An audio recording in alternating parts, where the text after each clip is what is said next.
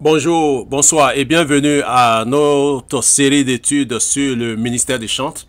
Nous avons déjà commencé à voir ce que c'est que le chantre en dégageant les fausses idées sur le ministère des chantres ou du chantre, ce que le chantre n'est pas. Nous avons déjà vu cela. Nous avons déjà entamé également dans la précédente étude les 8 missions. Les 8 missions du ministère des chantres. Parce que le ministère des chantres obéit à 8 missions. Il y a 8 missions que Dieu donne aux chantres dans l'exercice de son ministère. Et chaque chantre doit savoir cela. Nous avons déjà vu la première mission qui était la mission de la célébration.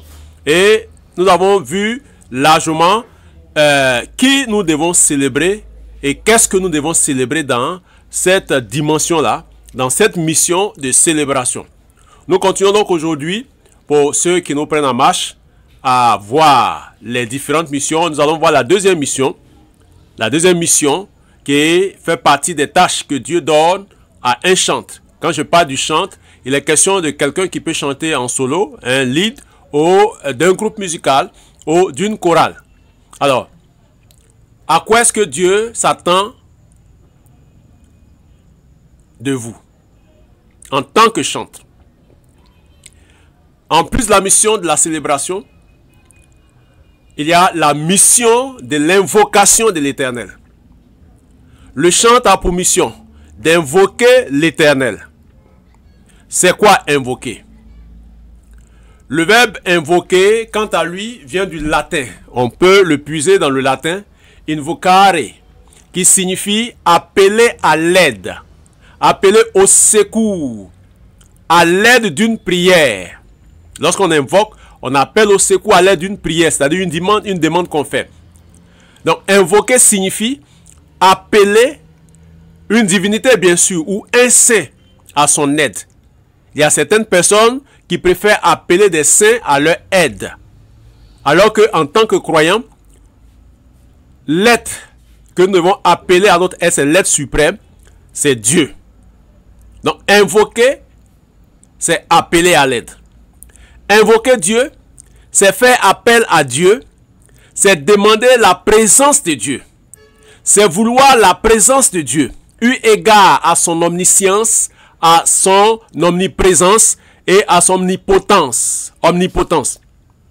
Donc, lorsque nous invoquons le Seigneur, nous devons nous mettre à l'esprit que celui à qui on fait appel, voici ses caractéristiques, voici ses dimensions. Il est omniprésent. Il est omniscient, omnipotent. Omniprésent, c'est-à-dire il est présent partout. Donc, il est là, on a besoin de lui. Il est omniscient, sachant tout, voyant tout. Omnipotent, en tant que le Tout-Puissant, celui que les Juifs appellent El Shaddai. Ce n'est pas parce que Dieu est absent, ou ne sait pas, ou n'est pas puissant, qu'on l'invoque.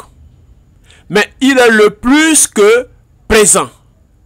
Il sait toutes choses. Et il est tout puissant.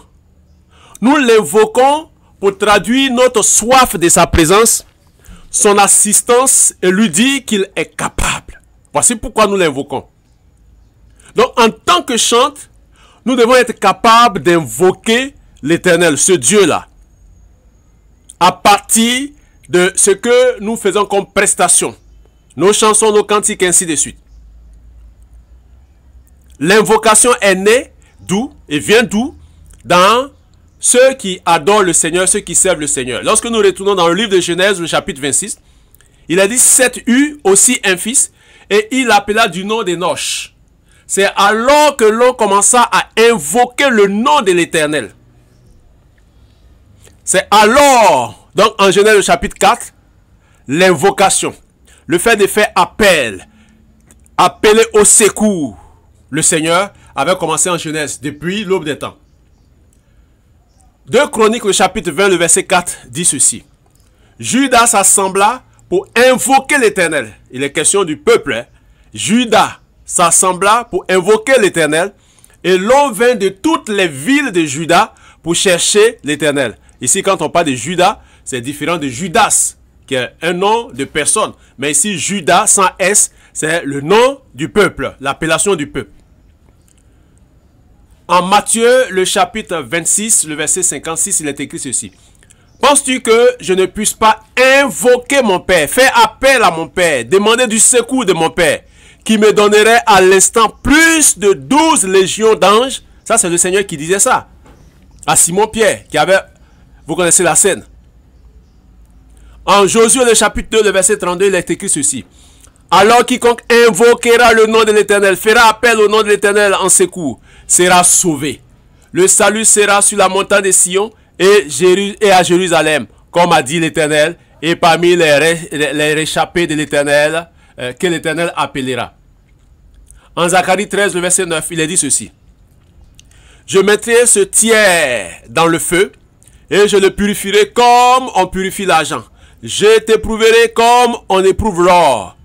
Il invoquera mon nom et je l'exaucerai. Je dirai, c'est mon peuple. Et il dira, l'Éternel est mon Dieu. En Actes, le chapitre 2, le verset 21, il est dit ceci. Alors quiconque invoquera le nom de l'Éternel ou du Seigneur sera sauvé. Dans le psaume, les psaumes 99, le verset 6, il est dit ceci. Moïse et Aaron, ses sacrificateurs, et Samuel parmi ceux qui invoquaient son nom, invoquaient l'Éternel et il les exauça. Donc les Lévites avaient bien sûr cette charge du temps de David, selon 1 Chronique, le chapitre 16, verset 4, verset 7. Alors, pasteur, est-ce que c'est ce que tu enseignes à tes chantes? Chante, est-ce que c'est ce que vous faites? Encore, faut-il savoir comment est-ce qu'on invoque le Seigneur à partir des cantiques? La troisième mission, c'est la mission de proclamation.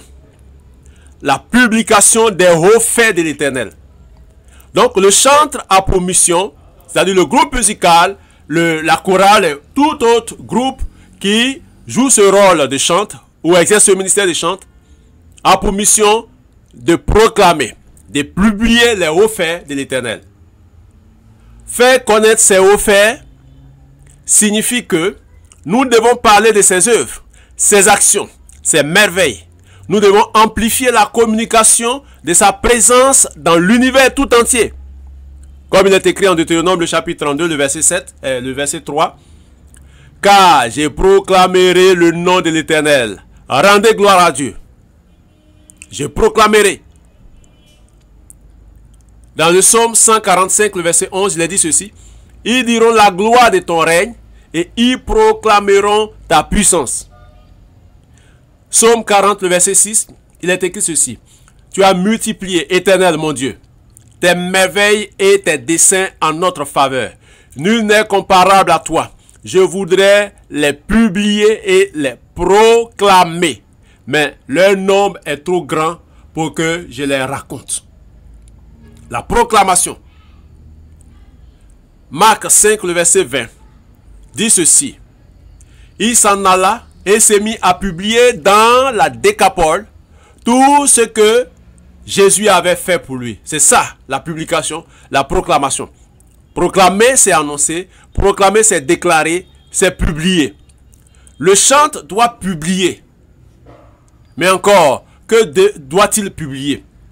Il doit publier les hauts faits. Il doit publier les bienfaits. Il doit publier la grandeur. Tout ce qui est autour des œuvres de Dieu et publier Dieu lui-même. Proclamer Dieu lui-même. La quatrième mission. La mission de chanter pour l'Éternel. Donc le chant a pour mission de chanter pour l'Éternel. Alors ici, nous allons voir un peu ce que signifie chanter. Voilà, parce que puisque le chantre a pour mission de chanter l'Éternel. Parce qu'il y a plusieurs, effectivement, qui sont dans l'église qui chantent. Mais est-ce qu'ils chantent pour l'Éternel? Qu'est-ce qu'il faut comprendre par chanter? Chanter, on est dans un point technique, un aspect technique maintenant. Chanter, c'est former avec la voix une suite de sons variés. Donc on a des sons qui sont variés, plusieurs sons, mais une suite de façon suivie selon les règles de la musique. Donc, il faut respecter les règles de la musique parce que la musique est évanescente. La musique est comment, réglée par des règles. Chanter, c'est faire son cri en parlant des oiseaux, par exemple, et de la cigale. Donc, on est dans le cas des animaux. Chanter, c'est également réciter, c'est déclamer ou lire d'une manière qui n'est pas naturelle et qui approche du chant. Chanter, c'est également exécuter la partie mélodique d'un morceau de musique. Donc, la partie mélodique où il y a la mélodie d'un morceau de musique, on l'exécute. C'est ce qu'on appelle chanter. Donc, une chanson est une œuvre composée d'un texte et d'une musique indissociable l'un de l'autre. Quand on parle de chanson, il y a un texte et il y a la musique. Quand il y a simplement le texte qui est dit, sans la musique, ce n'est pas de la chanson. Mais lorsque le texte est dit avec la musique, et habillé avec la musique, pas forcément avec des instruments que nous connaissons, hein, mais lorsque le texte est chanté lui-même de façon mélodieuse, on parle de chanson, on parle de chanter. Alors, qu'est-ce qu'il faut chanter en tant que chante? J'ai dit bien en tant que chante. En tant que chante, il est important de chanter un cantique. Il est important de chanter un cantique. Je crois que dans l'ouvrage Le ministère des chants est restauré, la définition du cantique a été donnée. Il faut chanter un cantique. Comme c'est dit en Ésaïe le chapitre 26, verset 1, le psaume 144, le verset 9. Il faut également chanter les merveilles de Dieu. Psaume 145, verset 5. Il faut chanter parmi les nations. Psaume 108, verset 4. Psaume 57, verset 10. Chanter en lui-même est une gloire, selon le psaume 108, verset 2. Il faut chanter les louanges de Dieu. Psaume 106, verset 12. Acte 16, verset 25. Comme Philippe et ses compagnons qui étaient dans la prison, il a dit qu'ils chantaient les louanges de Dieu. Chanter l'Éternel tant que nous vivrons. Psaume 108, verset 33. Il faut également chanter les bontés de l'Éternel. Nous sommes en train d'indiquer ce qu'il faut chanter. Hein? Les bontés de l'Éternel, il faut chanter cela. Chanter en l'honneur du Dieu de Jacob. Psaume 75, verset 10. Chanter la fidélité. Chanter la force de Dieu. Chanter la puissance de Dieu. Chanter à la gloire de son nom. Comment devons-nous chanter? Nous devons chanter par l'esprit et par l'intelligence, comme l'apôtre Paul l'enseigne lorsqu'il parle des dons spirituels. Au niveau de la prière, je peux prier par l'esprit, je dois aussi prier par l'intelligence. Il faut que les chanteurs apprennent à chanter par l'intelligence. Mais il faut qu'ils apprennent aussi ou s'exercent à chanter par l'esprit. Ça, c'était la troisième, je crois la quatrième mission de chanteur dans l'exercice de son ministère. C'est-à-dire la mission de chanter. Après avoir vu la mission de proclamation. Maintenant, nous allons voir la mission de psalmodie en l'honneur de l'Éternel. Psalmodier. Là, j'ai ri un peu parce que le mot psalmodier, le verbe, est un verbe étranger à beaucoup de milieux évangéliques. Et il y a souvent des confusions quand on veut s'efforcer de comprendre. Souvent même, on ne cherche même pas à comprendre parce qu'on ne sait pas ce que c'est. Et beaucoup de personnes préfèrent ne pas s'aventurer dans la psalmodie. Alors, le chant a pour mission de psalmodier en son honneur. La psalmodie, c'est quoi? La psalmodie, c'est une technique vocale consistant à réciter un texte sur une unique note. Un texte sur une unique note. Souvent, la psalmodie porte une connotation religieuse. Un psaume est une prière poétique de la Bible, composée de plusieurs versets. Alors, quand on parle ici de psalmodie, La psalmodie, je vous donne un exemple. Lorsque je prends la note Do, il dit Do, et j'ai un texte. Par exemple, le texte dit le Seigneur est merveilleux. Quand je veux psalmodier, j'utilise le texte le Seigneur est merveilleux sur la note Do. C'est-à-dire que je vais utiliser le texte et je le dis sur la note. On a le son Do qui donne Do, Do. Le texte que nous avons dit quoi?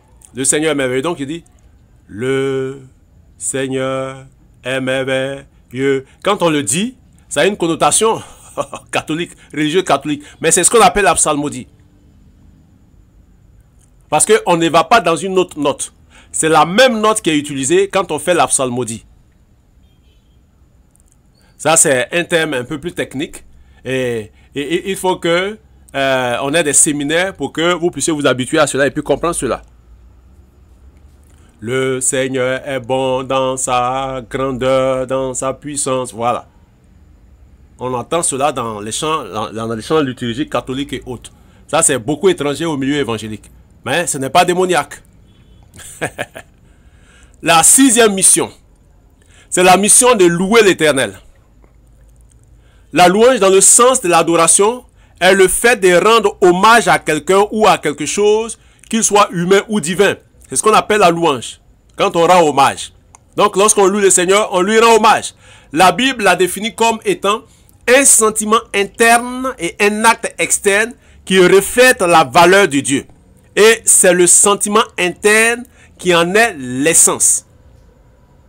Donc quand on loue le Seigneur, on doit avoir un sentiment interne et un acte externe qui reflète cette valeur de Dieu-là. C'est-à-dire que le groupe musical, la chorale qui est en train de louer, doit produire, manifester un sentiment interne dans des actes externes. À partir de la voix qu'on produit, des gestes de la main, du corps et des membres, des jambes. Donc c'est l'expression physique de ce qui est interne, qui n'est pas visible, qui doit être vu. C'est ce qu'on appelle la louange. En 1 Chronique 16, le verset 4, il est dit ceci. Il est remis à des Lévites la charge de faire le service devant l'arche, d'invoquer, de louer et de célébrer l'Éternel, le Dieu d'Israël. 1 Chronique 16, verset 7, quant à lui dit ceci. Ce fut en ce jour que David chargea pour la première fois Asaph et ses frères de célébrer les louanges de l'Éternel. Mission de louer. Sous la direction de leur père Jédoutoum, qui prophétisait avec la harpe pour louer et célébrer l'Éternel. 1 Chronique 25, verset 3. En 2 Chroniques, le chapitre 20, verset 19, il a dit ceci. Les Lévites d'entre les fils de Kehat et d'entre les fils de Koréites se levèrent pour célébrer d'une voix forte et haute l'Éternel, le Dieu d'Israël. 2 Chroniques, le chapitre 29, le verset 30 nous dit ceci. Puis le roi Ézéchias et les chefs dirent aux Lévites de célébrer l'Éternel avec les paroles de David et du prophète Asaph. Et ils célébrèrent avec les transports de joie. Et ils s'inclinèrent et se prosternèrent. Ici, c'est des références qui nous renvoient un peu à la célébration. Puisque nous sommes en train de parler de la louange ici. La louange qui est différente de la célébration. Alors, donc voici ces quelques points pour cette partie de notre étude. Pour la prochaine fois, nous allons voir ce que c'est que la mission d'exaltation. Et puis, la dernière mission, la mission de prophétiser de la part de l'Éternel. Ça, beaucoup de chantres ne le savent pas. Alors que, dans l'exercice de leur ministère, un chantre doit être capable de prophétiser. Et nous allons voir comment est-ce que cela se passe, comment est-ce que cela se produit. D'ici là, partagez ce podcast, cet audio, cet enseignement à toutes vos connaissances, surtout dans le milieu des chantres, et permettez à ce que les pasteurs aussi puissent avoir accès à cela pour pouvoir revoir leurs idées sur le ministère des chantres, leur regard sur les chantres, afin de les encourager, de les encadrer selon la parole du Seigneur. Que le Seigneur vous bénisse abondamment.